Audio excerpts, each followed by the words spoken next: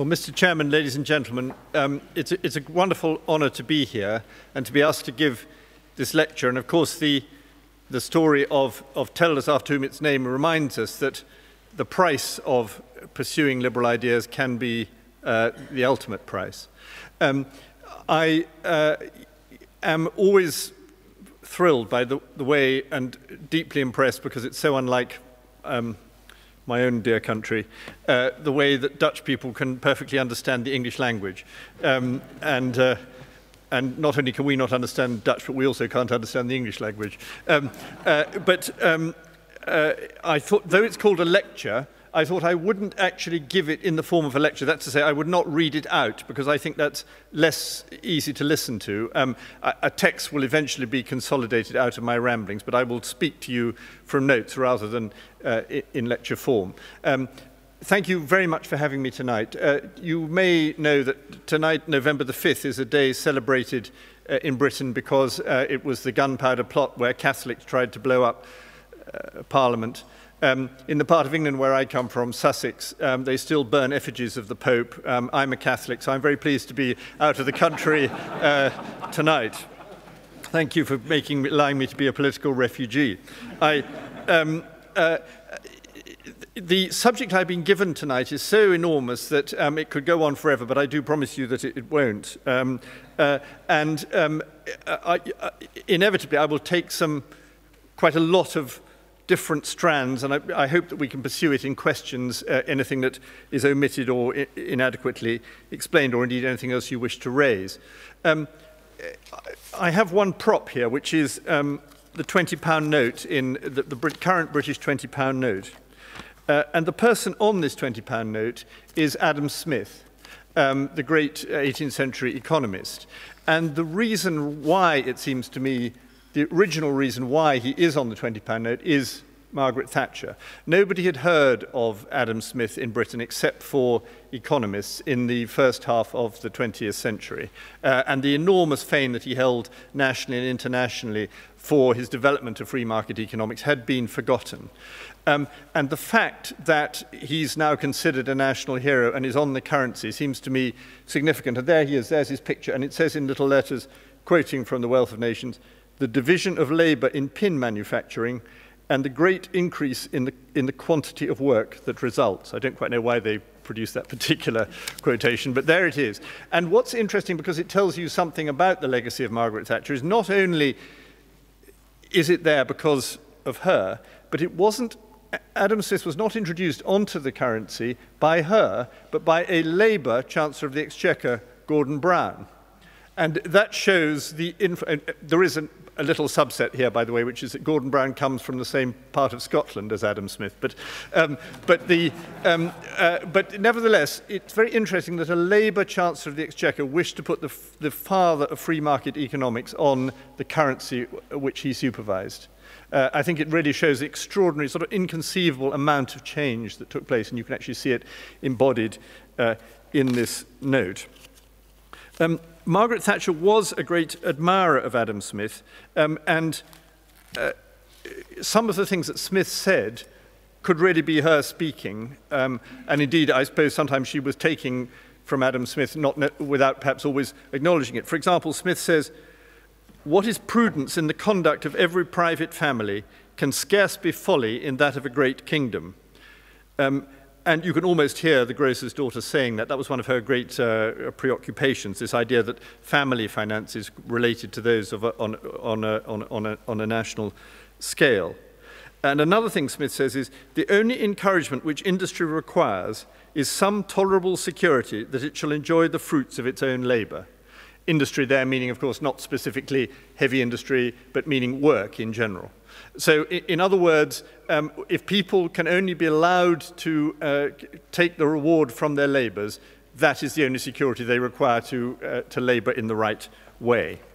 And Mrs. Thatcher herself was always very keen to praise Adam Smith, and one reason she praised him was not only, I think it's very important in understanding her, it wasn't only for his technical accomplishment in understanding and explaining how markets work. It was also in his moral vision of the human being in the marketplace. And so one of the reasons why she was so keen on freedom was not, as it were, mechanical. She said, speaking of Adam Smith, she said, "A moral being is one who exercises his own judgment in choice, and economic choices have a moral dimension." And therefore her idea of freedom was always an idea of freedom which involved responsibility rather than merely the opportunity to do what the hell you liked.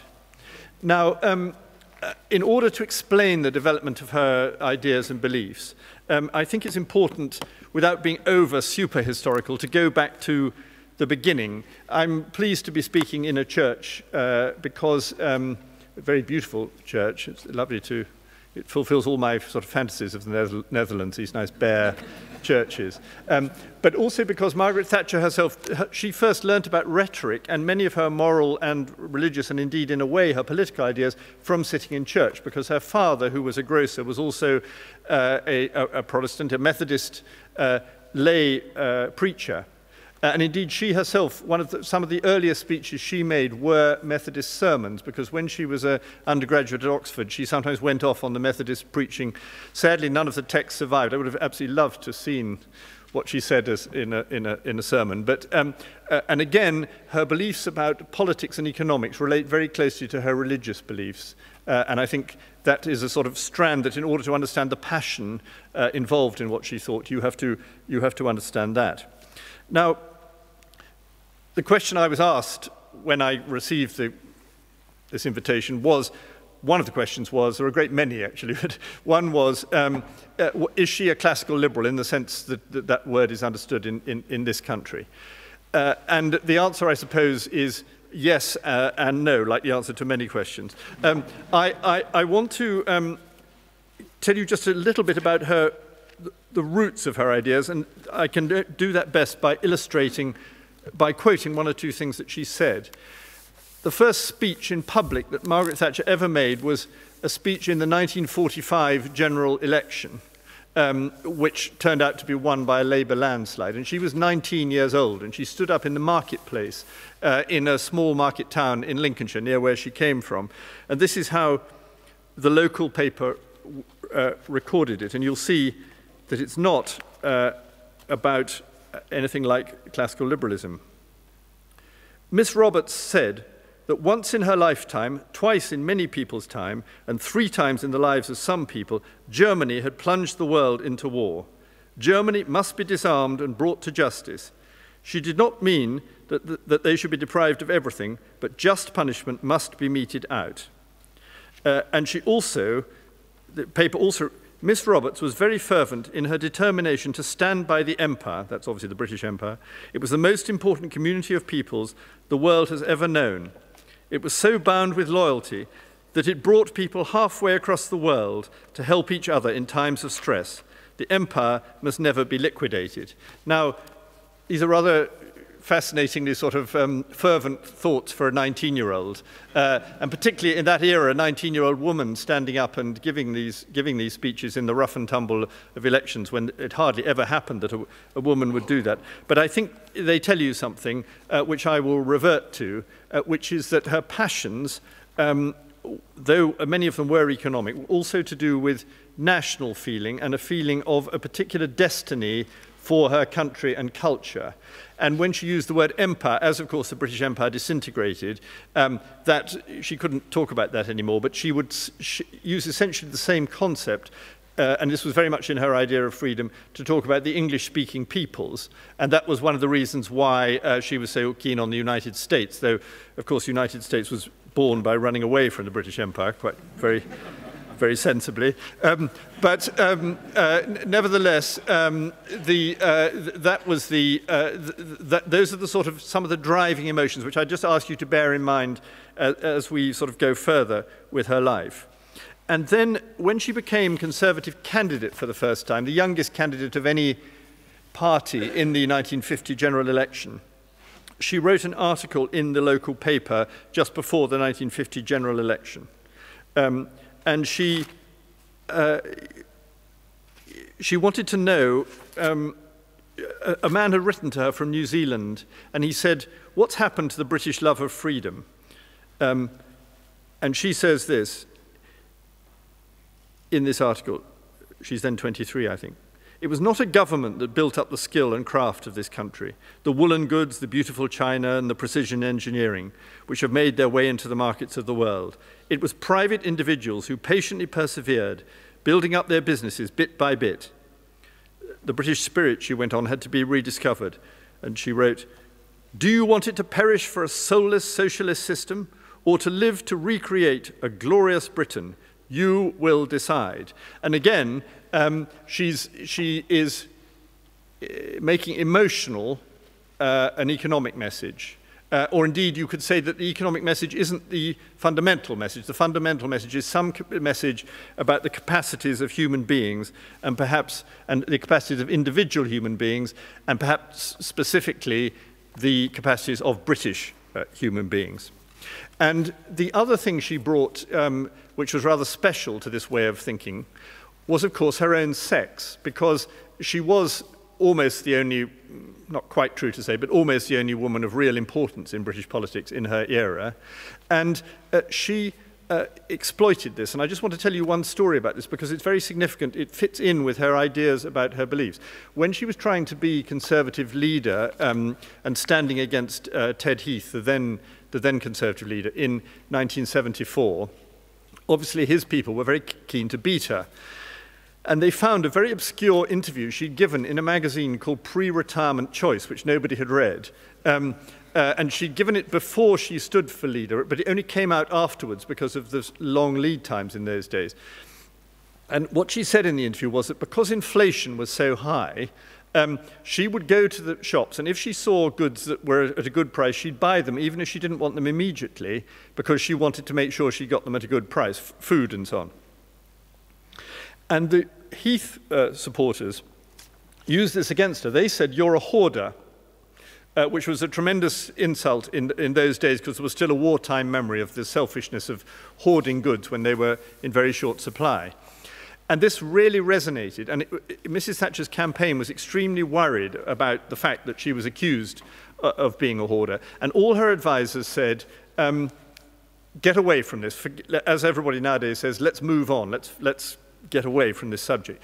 But she said, "No, I'm not a hoarder, and I'm in the right on this, and I'm going to show you why." So what she did was she invited all the press into her kitchen and opened her larder door. And there's a picture in the book of her doing this, and you can see everything that's there, the sort of tins of tinned salmon and tinned peaches and all the horrible things people had to eat in the 1970s. And there they all are, and I put an inventory of them in there. And the point was this, the reason this was such a potent political argument was she was saying, people say I'm a hoarder. I'm not. I'm a housewife, and women have to run the household budget. And they know, in a way, the men are the people who've got it all wrong in running this country.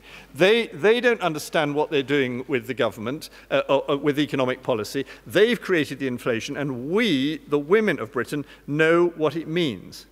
And this is, of course, she'd seen how to turn a disadvantage into an advantage, and that's the way she always did politics, and it was the way she used her sex to develop certain types of economic ideas and to popularize certain economic ideas so that they could make sense in a way that all the sort of technicalities and jargon couldn't possibly do. And again she would do this, and almost invariably it was effective.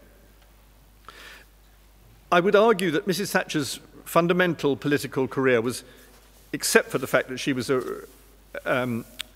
so rare in being a woman, was fundamentally conventional until 1974, when she rose successfully through the system. And it was only when the Tory government in 1974 was defeated that she suddenly realized that what she believed in, or thought she believed in, had all gone wrong, and that both her party, which she trusted, and her country, which she loved, was in real trouble. And she, in emotional terms and in her own character and in her politics, she hated above all failure, the concept of failure.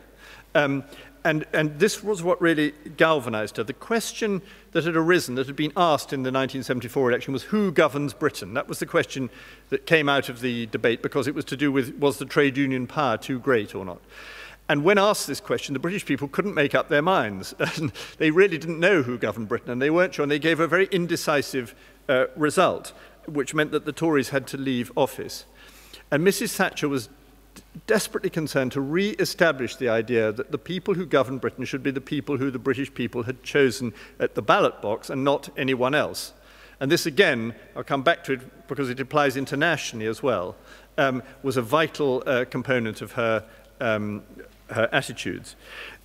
And I think very, very unusually for a British politician, and particularly for a conservative politician, she thought that ideas, and perhaps even more important than ideas, beliefs, were crucial to the argument she wished to make and the things that she wished to carry out and the way she wished to conduct politics. And she got involved in setting up a think tank, which is, again, totally unheard of for a conservative, you know, wouldn't even known what a think tank was, the Conservatives in those days. But she set up one in 1974. And there's a nice image of her sitting on the ground. She actually went in to help furnish the think tank. And it was, in those days, because of trade union rules, you couldn't buy an electric plug to plug it. If you bought a light, its all wires were all sticking out because you had to take it to be separately wired by an electrician. Because otherwise there was a sort of bogus safety argument about it.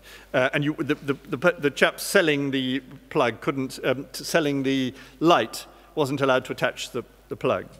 And so there was Mrs. Thatcher actually sitting there on the floor trying to wire up the electricity. And I think that's a very interesting image of her. First of all, because she liked these practical things, but also she was trying to wire up the ideas that she wished to propagate. And that was a very vital part of it. And what she was challenging was the failure of Britain and the West on every level. So, of course, you will remember that the reason she was called the Iron Lady was specifically because that's what the Red Star, the Red Army newspaper, called her, because she'd attacked détente. So they used it as an insult, and she immediately grabbed it as a compliment. And, of course, it was an absolutely wonderful thing for them to have said. And she wanted also to issue a challenge to the British people about what could, you know, why had things gone wrong and what could they do. So in her first speech as party leader to her conference, she said, "What kind of people are we?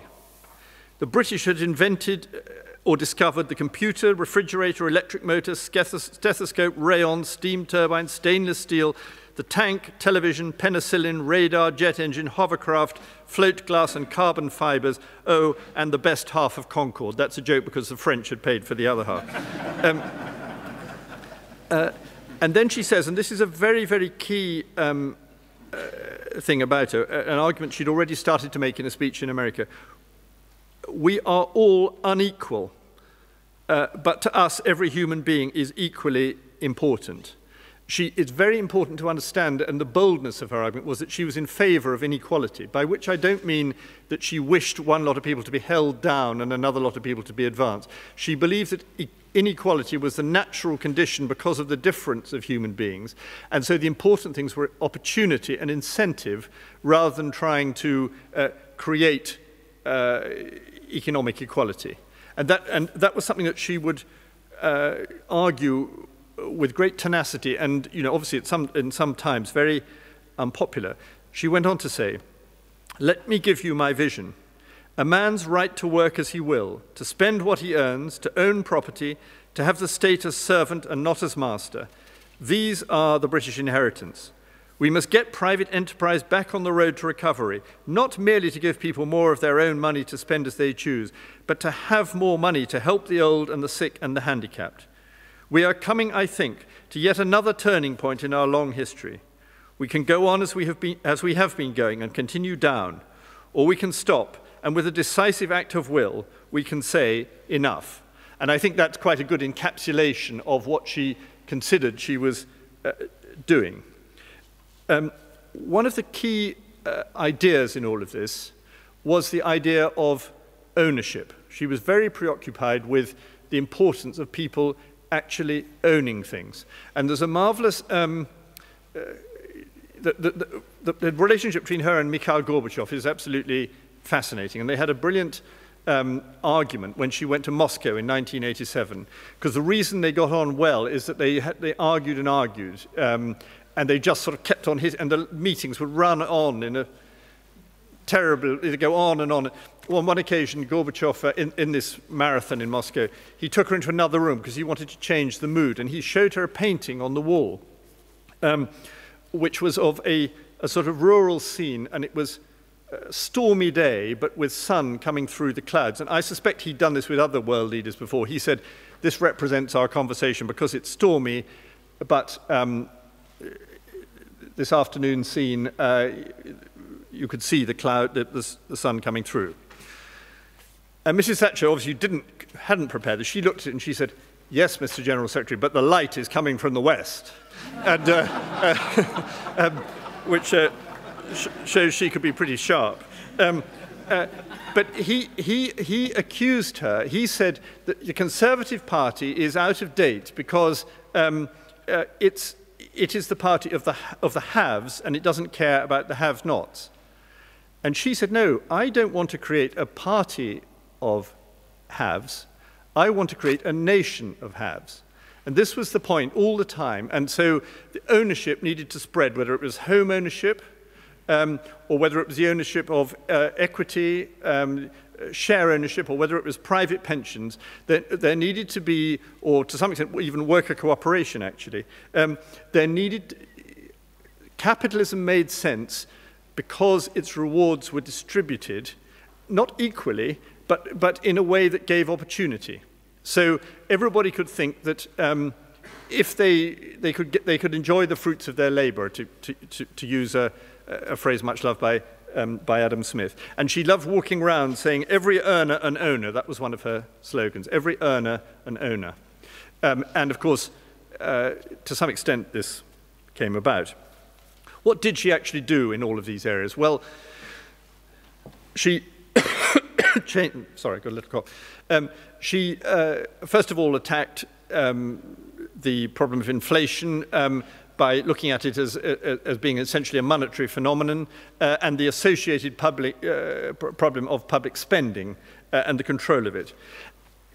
So while trying to control the actions of government, she tried to liberalize all sorts of other controls. So she wanted to get rid of, and did get rid immediately almost, of exchange controls and price controls, and later on she got rid of the controls which restricted the operation of business in the City of London to a few particular firms and opened it up in what was called Big Bang to the wider world and revived, among other things, the City of London's preeminence in that field. Then, of course, there was the reform of the trade unions, perhaps the most difficult, politically difficult thing of everything she did, and something that she did step by step, of which the most important single part was to remove the immunities at civil law which the trade unions had, which meant that essentially they couldn't be sued for any of their actions. So secondary picketing, if they did damage by secondary picketing, under the previous law, they had such immunities that they could even have strikes which were nothing to do with an industrial dispute and still not be liable for any of their effects. So they could be just a political protest or something like that. And she changed this gradually. And perhaps the simplest way to see the effect of that is by one statistic, which is that in 1979 in Britain, which is the year she came into office, 29.5 million working days were lost to strikes. And in 1990, when she left office, 1.8 million working days were lost to strike. So though she was extremely, as people love to say, divisive in the difficulty of bringing in these reforms, the actual ultimate effect was to produce more industrial harmony and much less division, and the constant disruption that had been such a feature of British industrial life in the 1970s went away and has never really returned. And then, of course, there was all these issues of ownership, which I've already mentioned, but I just want to add 2 points about that. One was that municipal housing, what we call council housing, the tenants were allowed to buy their houses for the first time, given a government discount which enabled them to buy their houses. So this was a great emancipation of several million people from the working class, not without its bad consequences for housing supply, by the way, but a real benefit for them. And the other, of course, was privatization, which nobody had thought could happen, and even Mrs. Thatcher had not tried it to any large extent in the first term, because apart from anything else, she thought these businesses are so badly run, no one will want to buy them. But gradually, that came through, and of course, privatization became an enormous, absolutely enormous thing, not only in Britain, but around the world. And in fact, I'll just give you a few examples of the sort of monopoly that she had to break down, just because it reminds you. So, mortgage rates were all uniform when she came in. They were set by the building societies. You couldn't offer a different mortgage rate. Everybody had to have the same one. The closed shop in the trade union meant that you had to be a member of a trade union to work at all in a lot of industries and services. The telephone monopoly meant that it was a state telephone monopoly. We bought our first house, I remember, in 1981, and we were told that to get a landline into our house would take 6 months. And there was no choice. There was nothing else you could buy. And of course, it wasn't obviously one of these. You could only buy spectacles from an optician. And that meant that they cost roughly 10 times as much as they do today. All airlines were very expensive because there were very few of them, and all their slots and routes were very restricted. And one little amusing example was that due to the restrictions of trading on Sunday and the extremely odd way in which they operated, you could buy pornography, but you could not buy a Bible. These were all, broadly speaking, successes, though one would certainly have to say that there were many, many accompanying failures. For example, the monetary measures had to be, or were, possibly mistakenly actually, abandoned, and there was a constant row about how to try, what was the best way of controlling inflation. Public spending, contrary to popular belief, never really came down under Margaret Thatcher. It never actually fell. It did fall as a percentage of GDP, but it didn't actually fall. Unemployment was much too high in the early and middle period, though it did come down. It needn't have gone up nearly as high as that. And again, contrary to popular belief, which sometimes says that she tried to demolish the welfare state, you could actually criticize her in a way the other way by saying that she didn't reform it enough. And one of the big problems that we have in all Western societies, and which Mrs. Thatcher understood was there, but was a bit cautious about addressing, was what do you do about the perverse incentives that are introduced by welfare, and how do you reconcile them with the wider difficulties of a free society? If we're talking about her legacy, what would that be? Well, privatization clearly is a global export, and I don't know that there's any country in the world that argues as a general proposition that you should go back on that. There are particularly failed privatizations, obviously, but nobody's really saying, let's go back and do it the other way, let's nationalize. Another very important point, because it is part of the same mindset, is the Western victory in the Cold War. And I just want to illustrate one point about that which might not be so obvious, but it just shows the enormous psychological change that took place. When we had the miners' strike in Britain, in the famous miners' strike in 1984 to 1985, Lech Wałęsa, the leader of Solidarity in Poland, and therefore the most important trade union leader, declared that the British miners' strike was a disgrace, and that the solidarity of Solidarity was with the Thatcher government, not with Arthur Scargill, the communist leader of the British Miners' Unions. If you think of what this change in the world that was going on because of, very prominently Mrs. Thatcher, though clearly not Mrs. Thatcher alone, that a trade union leader in Eastern Bloc would be supporting a conservative government in Britain against a trade union. I mean, it's a phenomenal shift round.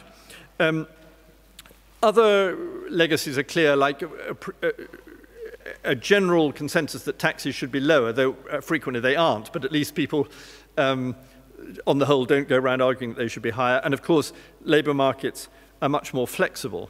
And then I think the very, very important general effect, particularly strong in Britain, but also in other countries, which I mentioned when I produced the £20 note, about how the left itself had to change. You couldn't, the way the left had to operate radically altered because of Thatcherism. And so you don't get any left-wing governments now who simply argue that all liberal economics is rubbish. They don't like it, and they sort of try to get round it, but they cannot I mean, maybe some people would argue that they should be bolder in overthrowing it, because goodness knows it's had a big crisis recently. But nevertheless, actually, that hasn't really happened. And the weakness of the left's economic arguments is a long-term legacy of what happened with Thatcherism. I want to round off by thinking of two very important issues which I think Mrs. Thatcher raised, but which she didn't settle, and which to some extent she could never herself reconcile. And they go back to the point which I said very early on about Mrs. Thatcher's belief in Britain specifically, but also in the importance of the nation state.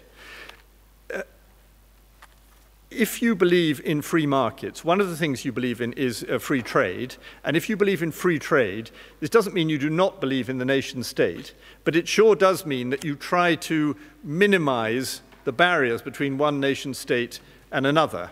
And that might apply to questions of human immigration as well as the free movement of goods and services. And one of the consequences of Thatcherism, Reaganism, and so on was what we have come to call globalization.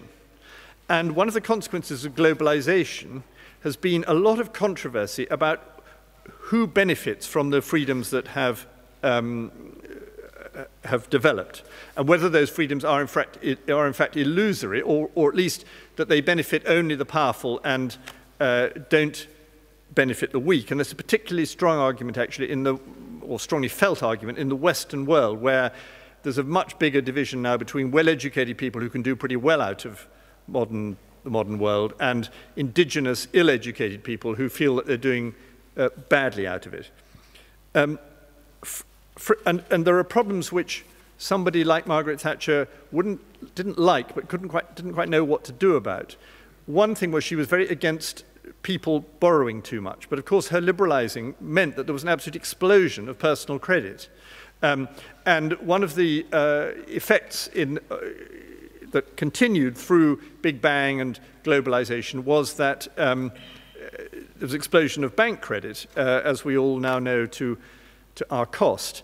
And Mervyn King, who recently ceased to be the governor of the Bank of England, had a good phrase about this point about globalization. He said, these great, big, wonderful international banks, they're global in life, but unfortunately they're national in death. They come home to die, like cancer patients for whom the hospital can no longer do anything, and the nation, the country, has to bear the burden of all of that, and that's a very difficult problem, a difficult moral problem, a difficult economic problem, and a difficult political problem.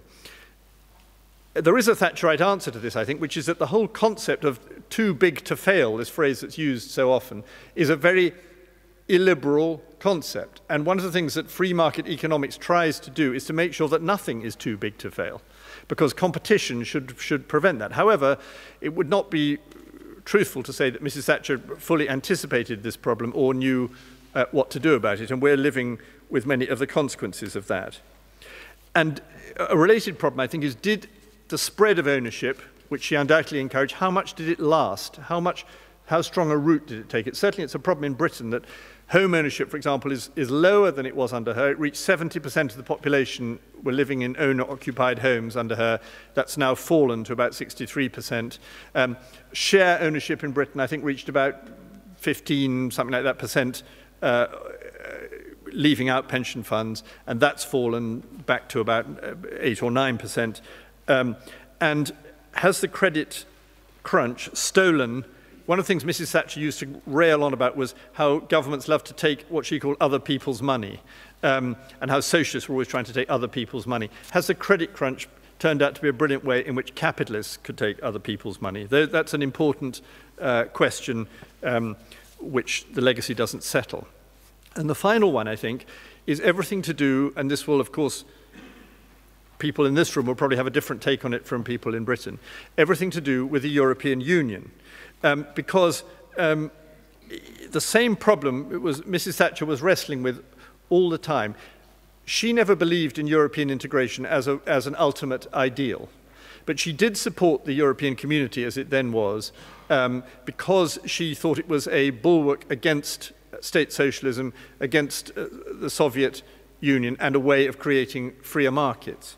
And it was for that reason, the freer markets in particular, that she signed the Single European Act, something which she then greatly came to regret because she felt that actually it wasn't really a liberalization of markets, it was really an advancement of the power of the European Union as a United States of Europe against the power of nations. And she was very against that for many reasons, but particularly because she thought that it took away the answerability of that parliamentary democracy offers. And she suddenly thought, and in her famous Bruges speech, you can see what she's thinking, because she thought, gosh, in the time I've been Prime Minister, we really have moved freedom on in the world. And she said specifically, the fact is that things are going our way. Freedom is on the offensive for the first time in my lifetime. And she was thinking about the Cold War in particular in that respect.